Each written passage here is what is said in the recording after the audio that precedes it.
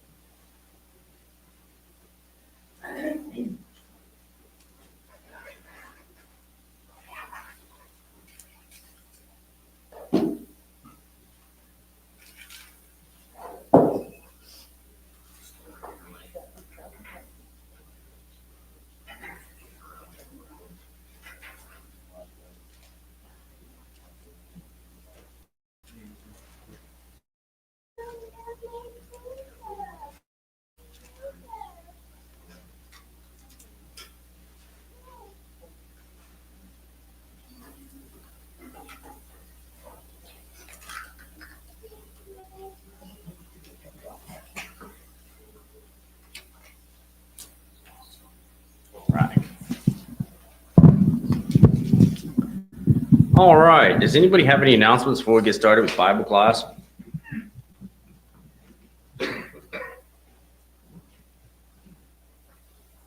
My family is at home sick. Kids started coming up about 5:30, 6 o'clock this morning. I don't know what's going on. I think they're done now, but they're all at home. So.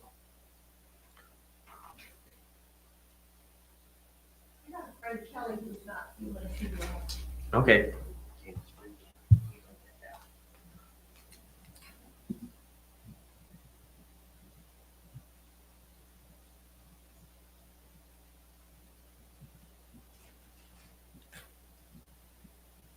All right.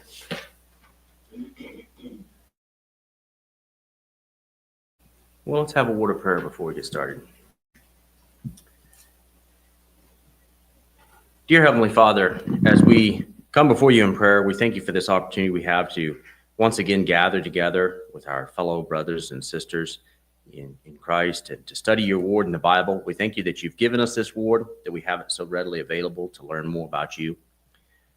We ask that you would be with us and help us to spend time pursuing that word and getting to know you better. We thank you for the things that we can see therein. We thank you for sending your son, Jesus, for his coming to this earth and his dying on the cross for our sins and our shortcomings to make us right with you. We thank you for that sacrifice. We thank you for his resurrection, his victory over death, and the hope that that gives us. We ask that you would be with us as a congregation and help us to do things that are in line with your will. Be with us as individuals in the struggles that we face. Help us to look for opportunities to help one another. Be with the upcoming lectureship and the effort that we need to put into that. Help that to go smoothly and to be a blessing to many people. We ask that you would be with those that we know are dealing with various issues. Be with Candy's friend Kelly. She's not feeling very are mentioned, dealing with health problems and many people traveling and dealing with different struggles, and those dealing with foster children and adoptions, and those preparing to move, and those of our number that are not with us today because they're traveling. We ask that you be with all these situations. Help us to seek your will in all that we do, to be willing to align ourselves with you. Be with this class time, help it to be productive and to help us to see the things that you would have us to see in your word. These prayers and thanks in Jesus' name. Amen.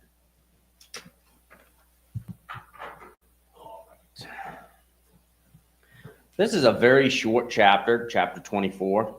I also really like this chapter.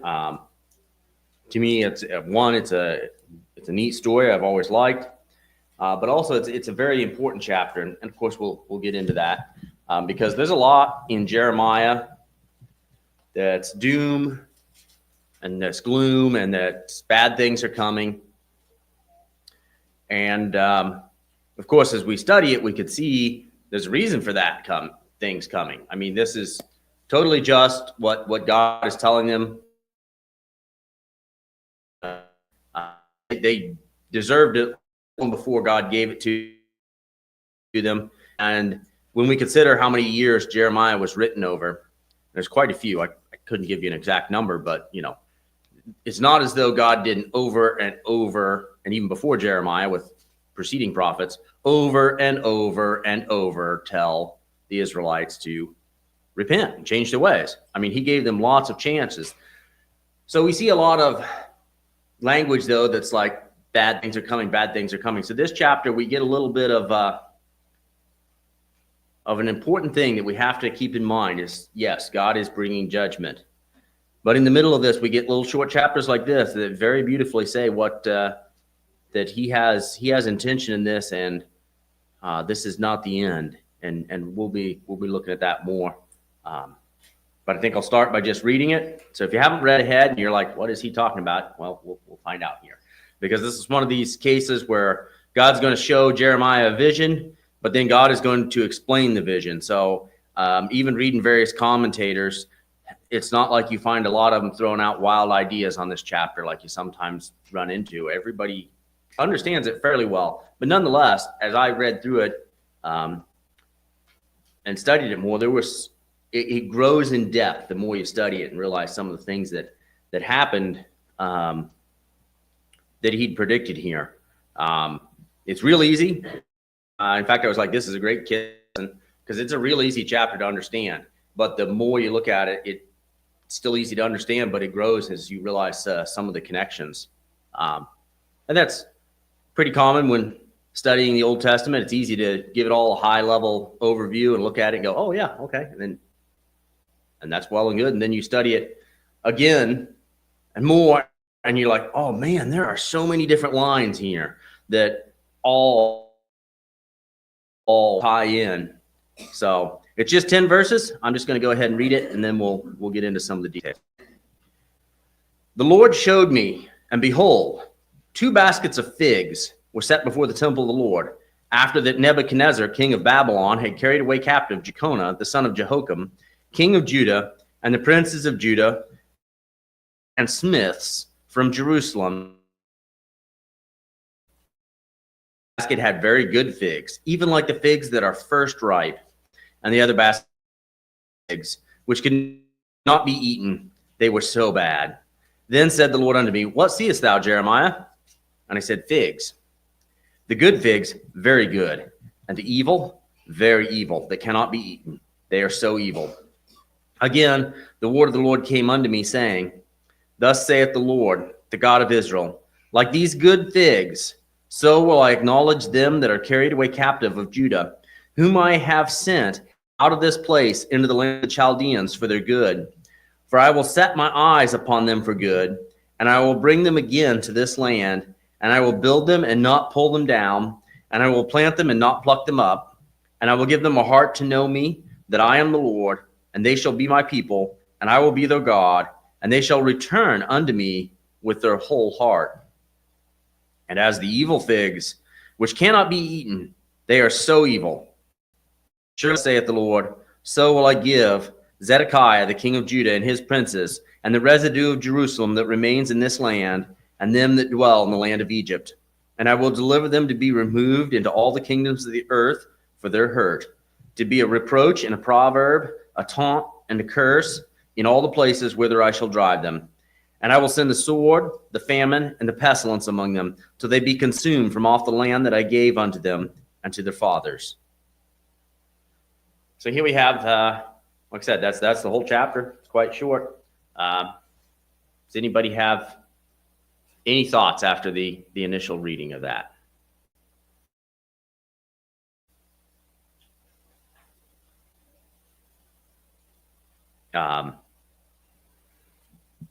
Some things that I thought of immediately on reading this, as we see once again, we've had this prediction of evil's coming, but here we see God saying, so a high level, the first things is those that were carried away are like good figs. In their 70 or however, right around that long term of captivity or exile, God would bring good out of that. He's saying these are the good figs. And we'll look into that in more detail. But here we see in this seems to be evil.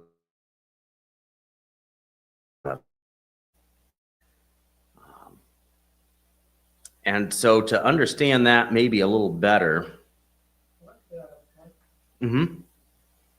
What would you say describes a good fig or a bad fig? I don't know anything about figs. Well, I don't know anything specifically about figs, but we're looking, and so here he's describing these two baskets of fruit, and it's pretty easy for us to say here's a good basket of fruit, and here's the rotten basket of fruit. It's so bad we can't eat it, and that's how they're described. King James does say naughty, which I looked, and they're the only one that translates it that way, and I really think that's a case of one of the times when that word is maybe a little bit out of date. The word is a very generic word that can mean physically bad, it can mean spiritually bad. It usually is translated, but also displeasing. But on researching it more, when it said they're very good figs, like the figs that are first ripe, apparently your best figs are the ones that come first, and figs give throughout the entire summer. So your springtime figs are like the premium figs. And also everybody noted that it was the first ripe figs that were supposed to be given as, your first fruits were your sacrifice to the Lord. So those best figs, those first figs that are ripe, would have been what should have been part of the sacrifice to the Lord. And that's what he's describing here. He's like these very good figs that are first ripe. So we're actually seeing two opposites. And even if I don't know a lot about figs, just like what you said, but it's clear we're seeing two opposites of figs. We're seeing the very best of the good figs, and we're seeing some really, really bad figs. I'm imagining them as stinking and rotten, and even Jeremiah, he's not like, oh, he's not saying that. He's like, no, these aren't fit for, we're not gonna do anything with these. So that figs. It's just that contract. Bad figs. We probably need to go back and look at the history of what's going on. So I'd like to turn back into 2 Kings. You could find it in Kings or Chronicles, but I thought Kings described this a little better.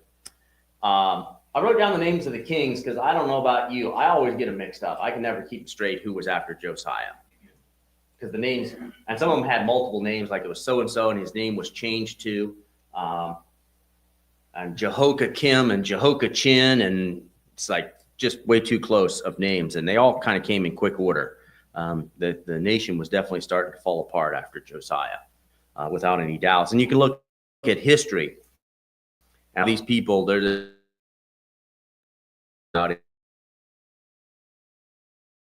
found stones. We'll get to where it talks about Jehoiakim, a daily allowance for 37 years. Found stones recording that. He and there's tablets that they've in that area describing what his daily allowance was like. Absolute evidence that, I don't have details right now. I didn't write if anybody wants to question part of the story, it's like, oh yeah, there's absolute historical evidence recorded on. But I'm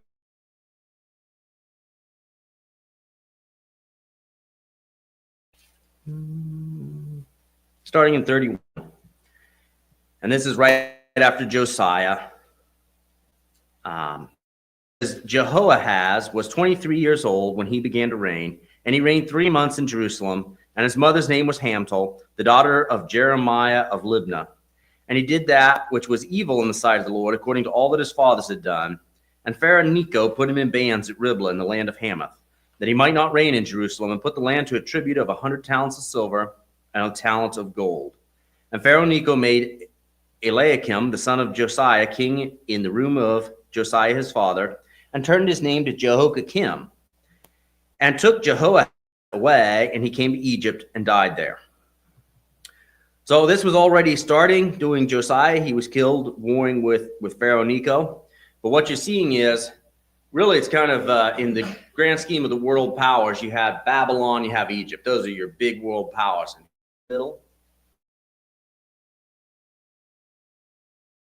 In the middle, to get between the two, they're kind of between. But also looking at it historically, there's this changing world power. I mean, back in the days of David and Solomon, like Israel was a huge world power. You could see they've really declined, and now they're just this country that's in the middle between these two great world powers, and they're trying to mess around in the middle.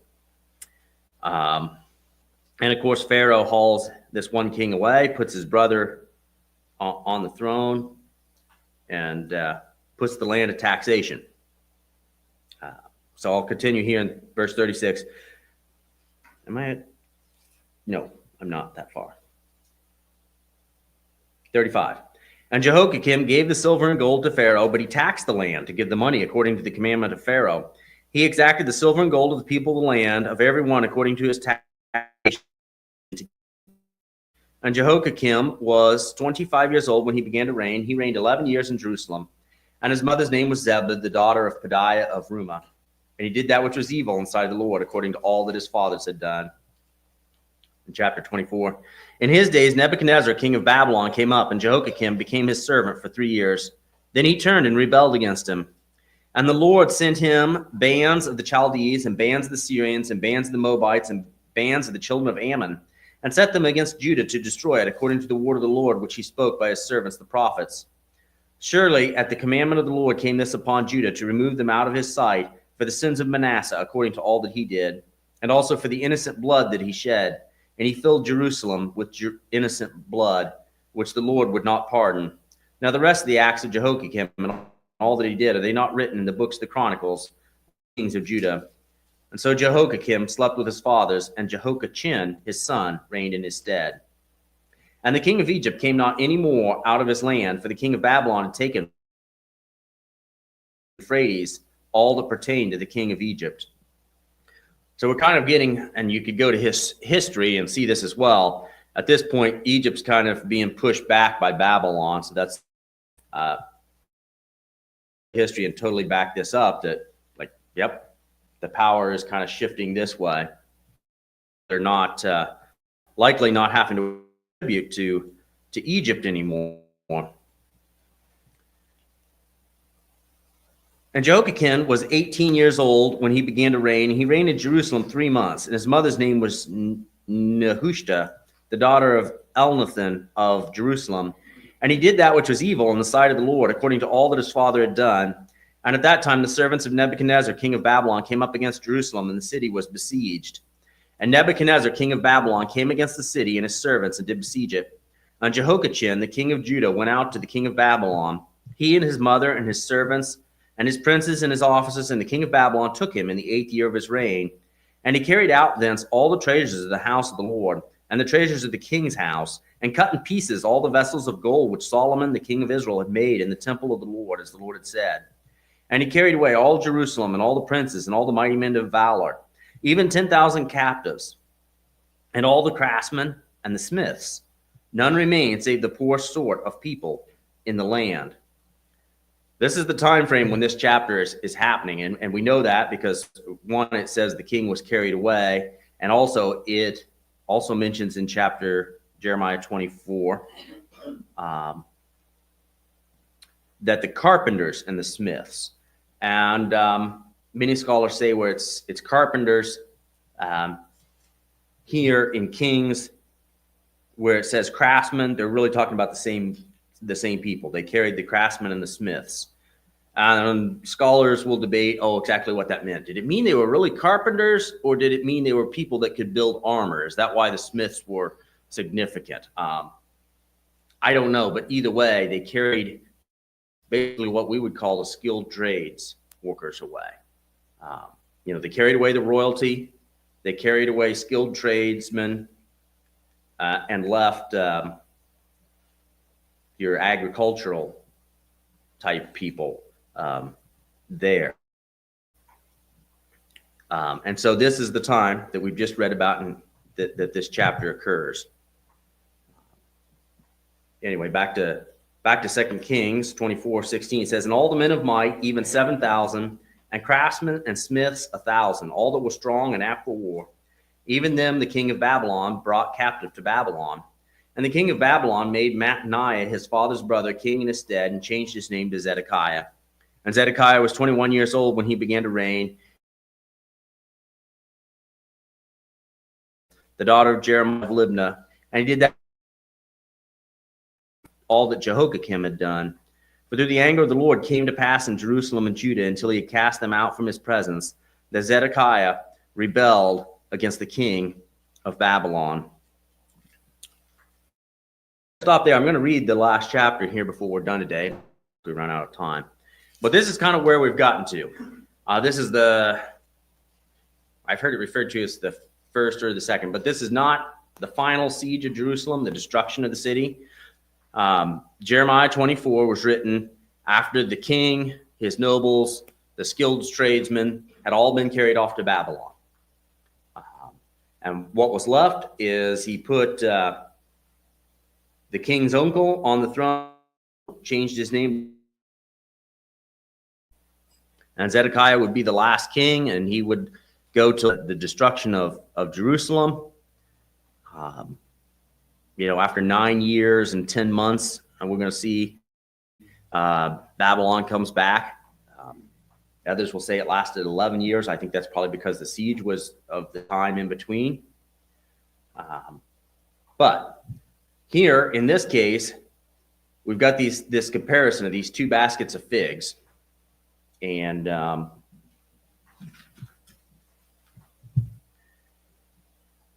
is saying that those that were carried away were actually the good figs. And in looking at it, I'd like us to look at a few passages to kind of see some of the people that were among this.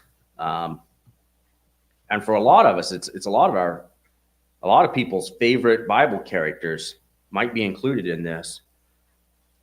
Ezekiel 1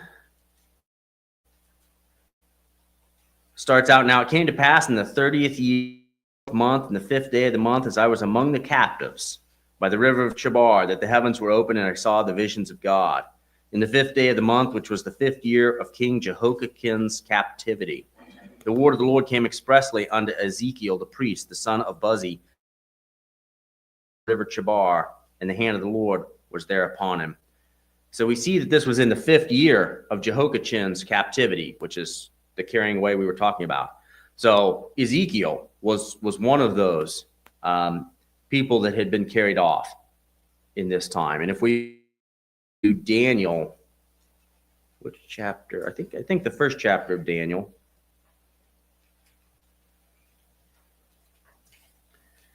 In the 3rd year of the reign of Jehoiakim, king of Judah, came Nebuchadnezzar, the king of Babylon, unto Jerusalem and besieged it. And the Lord gave Jehoiakim, king of Judah, unto his hand, with parts of the vessels of the house of God, and he carried into the land of Shinar to the house of his God, and he brought the vessels unto the treasure of the house of his God. And the king spoke unto Ash,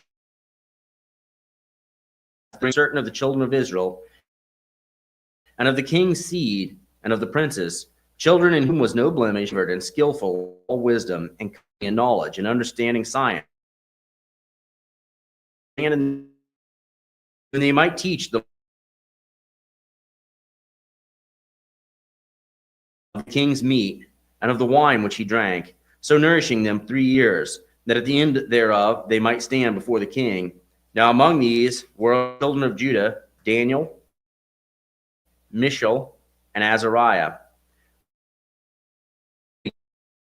For he gave unto Daniel and Ananiah Shadrach, and Azariah Abednego. So I'm certain everybody's familiar with those characters. They would have been counted among this. And also, if we go to Esther chapter 2,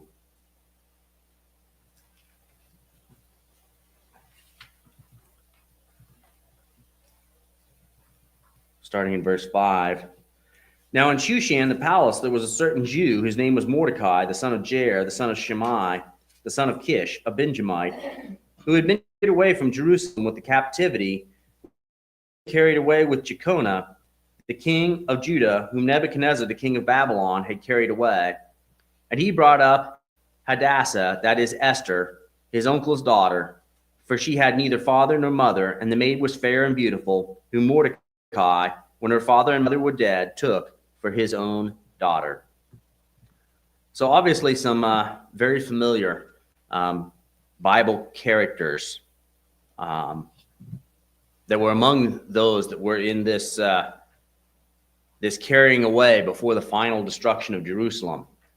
And so we kind of get to see that they were what was described as the good fruits that actually were saved. And we could see, like in the case of Daniel, they got provisions and training. Obviously there'd be challenges, and we got the whole book of Daniel where they had to decide whether they were going to be true to their God or not. You've got Mordecai. Really seems like he did all right in captivity.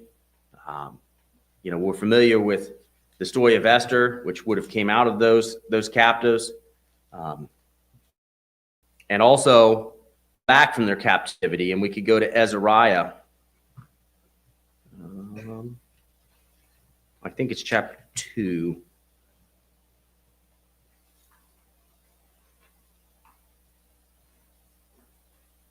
Now these are the children of the province that went up out of the captivity of those that had been carried away, whom Nebuchadnezzar, the king of Babylon, had carried unto Babylon, and came again unto Jerusalem and Judah, every one unto his city.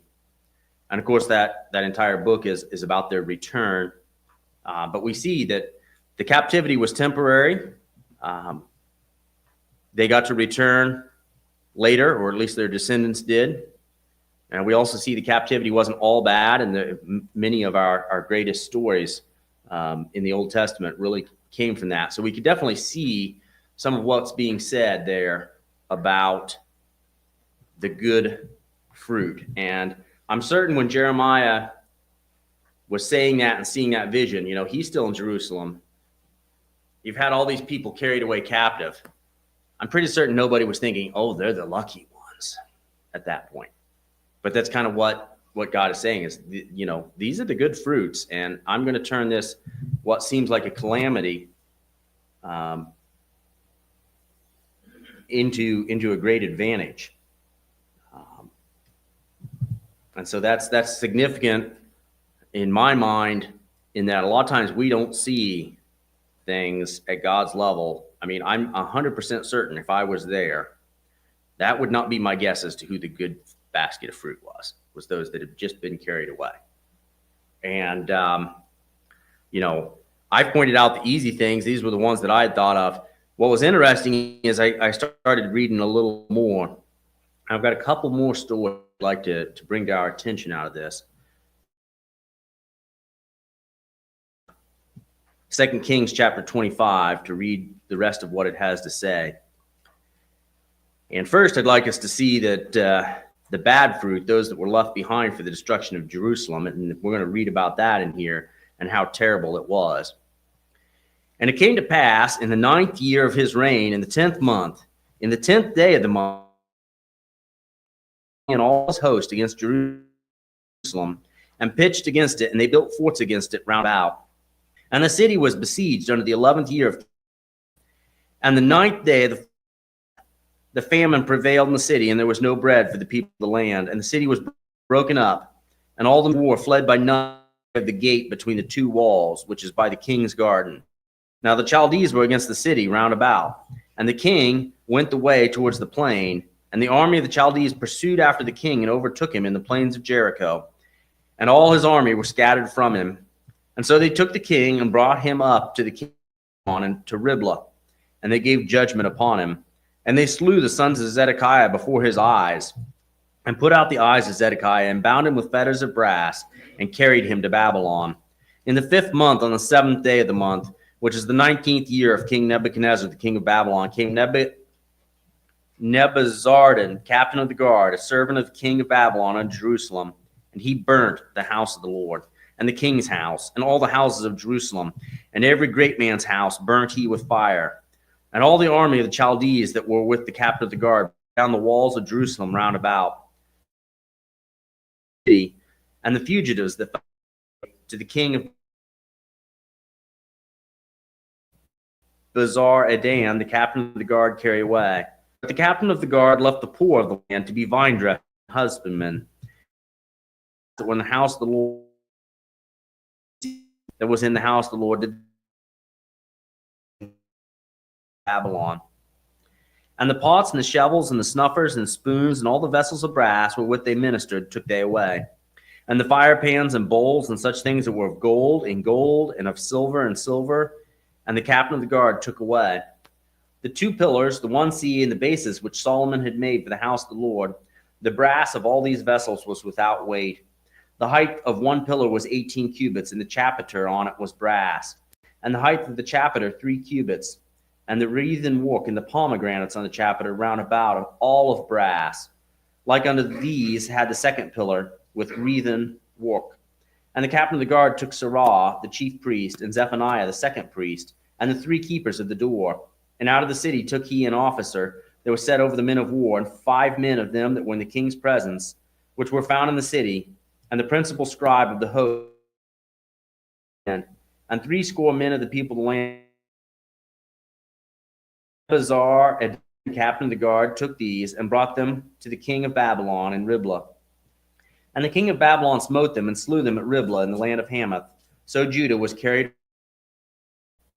And as for the people that remained in the land of Judah, whom Nebuchadnezzar, king of Babylon, had left, even over them he made Gedaliah, the son of Ahikam, the son of Shaphan, the ruler.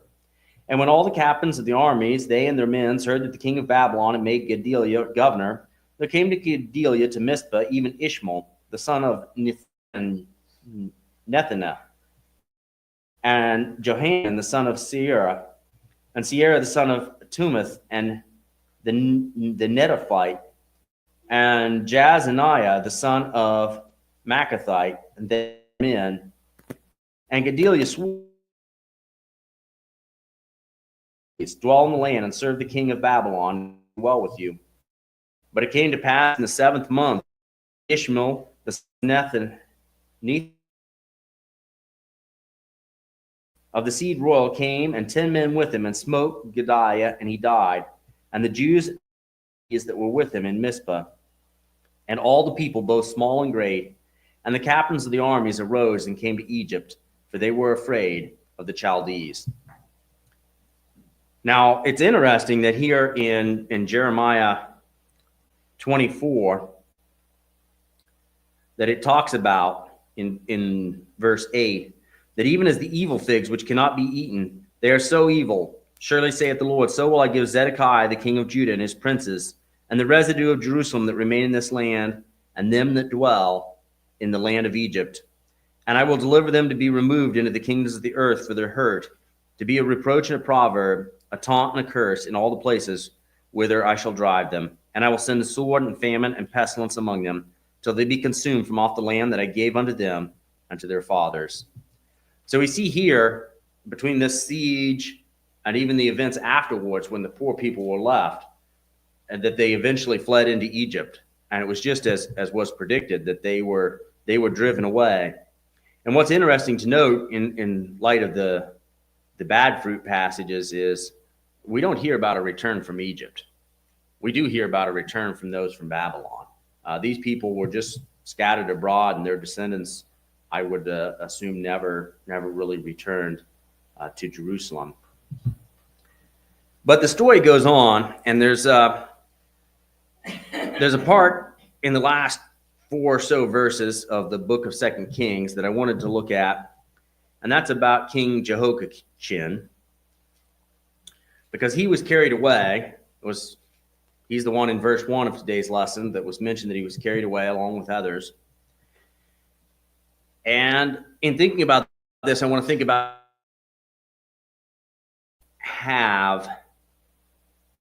this was a terribly bad thing. And I'm sure it was very bad for Jehoiachin. But I want to see what finally happened to him. In verse 27, it says, "And it came to pass in the 7th and 30th year of captivity of Jehoiachin, king of Judah, in the 12th month, on the 7th and 20th day of the month, that evil Merodach, king of Babylon, in the year that he began to reign, did lift up the head of Jehoiachin, king of Judah, out of prison.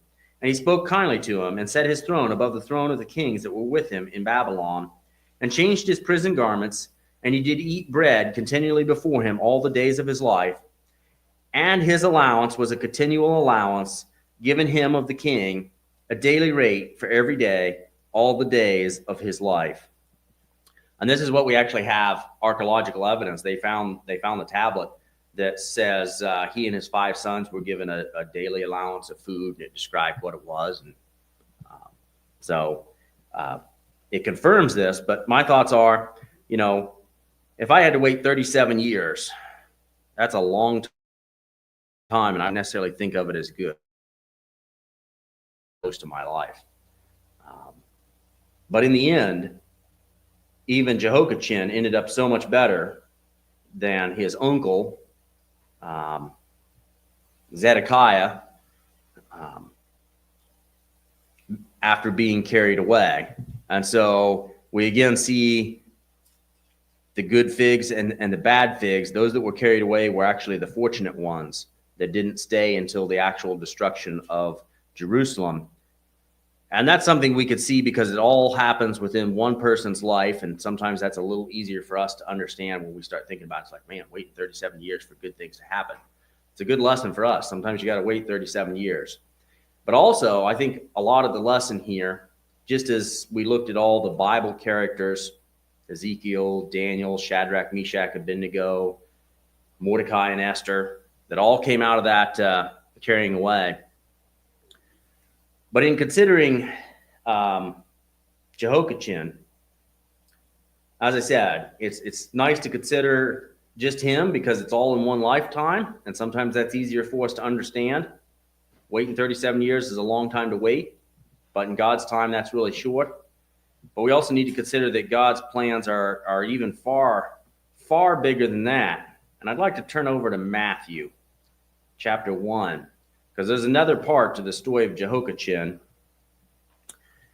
And that part is that he is then mentioned in this genealogy in Matthew chapter 1.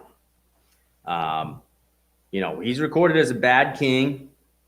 And we see but in the end of his life, he was in courts royal with an allowance from the king that and those of his family. But we also see that after he was carried away, and he was on the throne there's some conflict. In Kings, it says he was 18 when he was placed on the throne. In Chronicles, it says he was 8. So we don't know. Everybody's assumed that one is an actual error. But even if we go with 18, he was on the throne 3 months, so we know he was probably still 18, possibly 19 when he was carried away. So he spent most of his life in captivity. And so it makes sense that we could see that he had his children in captivity. And they're mentioned also in this genealogy here in Matthew chapter 1. And I think if we start in verse 11, it says, "And Josias begat Jeconias and his brethren about the time they were carried away to Babylon.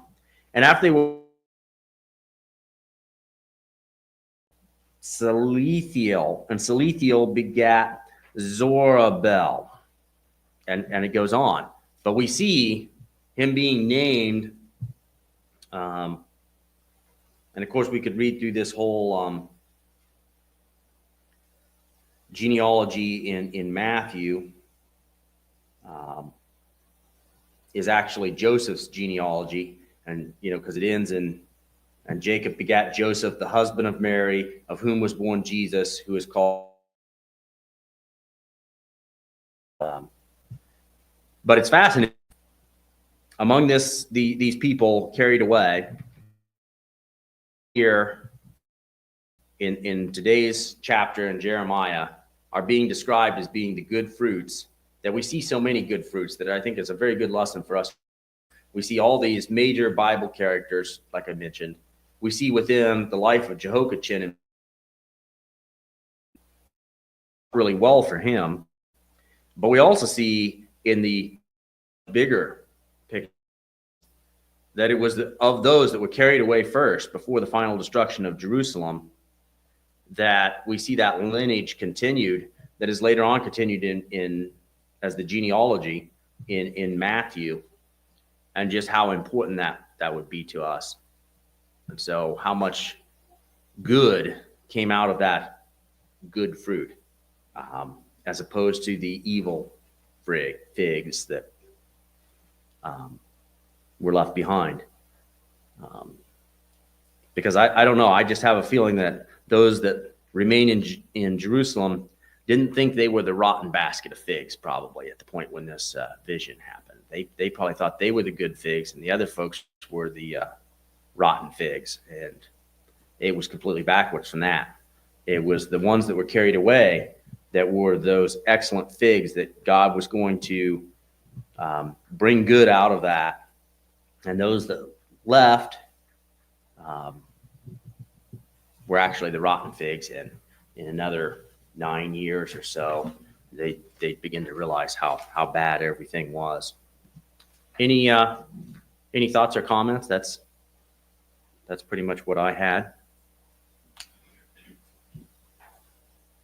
Yeah. I was just thinking about how in our modern time where we have access to everything, we may not think about particular foods that are being referenced. And I just think it's an interesting thing to consider that in this vision, God uses the imagery of the figs. Mm-hmm. Think about at that time, figs would not have been one of the most important crops to the people. You would have the absolutely essential staples would typically be your oil, so the olive, Mm-hmm. the harvest, and the flour. And the grains, yeah. The grain, and then the livestock where they would get meat and milk from. And figs, very important to the people at the time, but that would kind of be considered extra goodness.